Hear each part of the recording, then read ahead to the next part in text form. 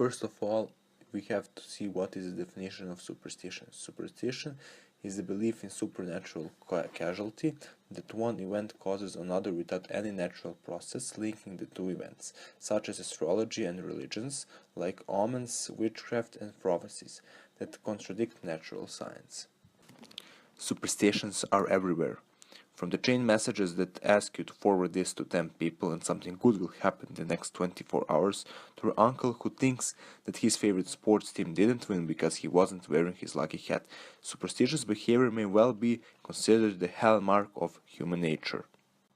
Number 1 is the false cause base. One of the major cognitive bases in human beings is the false cause base, which states that when two events occur in succession, we want to think that the preceding event is the cause of the succeeding event. For example, when you install a new PC game and your PC crashes, you're likely to assume that the game caused the crash, when in reality, however, the game may not have been the cause of your PC crashing. It might be some other problem in your OS. False cause base is the backbone of most superstitions. Number 2, we have need to fill in the gaps. Human beings have a strong desire to explain things and fill in the gaps, and we can't explain things with reason. We resort to superstition. As we saw in the false cause base, we can attribute causes to certain events that have no causal relation to each other whatsoever. We only misled by their simultaneous occurrence.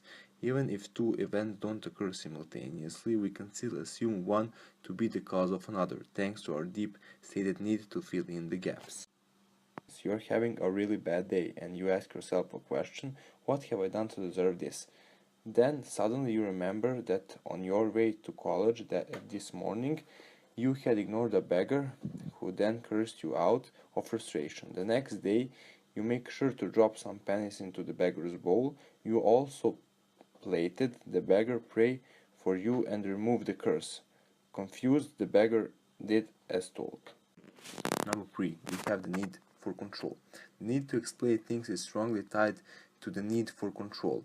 What we can explain, we can usually control. When we have control, we feel powerful. Without control, we feel powerless. In the above example with the way of going to college and seeing a beggar, let's call that man Mike. Mike felt that he had lost control over his life due to the bad phase that he was going through. He had to find a way to restore in himself the illusion of control. He was feeling powerless before life, so he had to do something to regain that lost power. All this is happening because the beggar cursed me. If I make up with him, I'll pull myself out of this predicament. This was his conscious thoughts. Subconsciously, he thought along these lines. I finally have an explanation for what's going on. I have successfully restored control and regained power over my life. By pressuring the beggar to remove the curse, I can change my fate now. I feel powerful.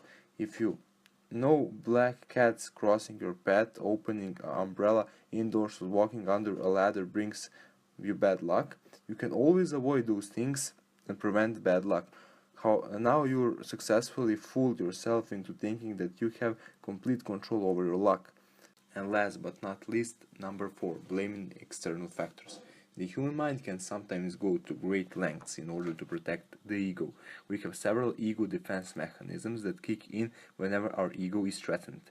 One of these mechanisms is blaming external factors for the shortcoming that we're personally responsible for. It's 1,000 times easier to blame bad luck if we fall in an advert than to admit that the fault lays in our own thinking or our own methods. A person may cling to his superstition just because it helps him protect his ego. And these have been the 4 reasons why people believe in superstition. I will end the video here, and I will soon have this kind of videos on my YouTube channel, and I hope you like this kind of videos. If you have any suggestions or what you would like me to make, please comment down below. Good night.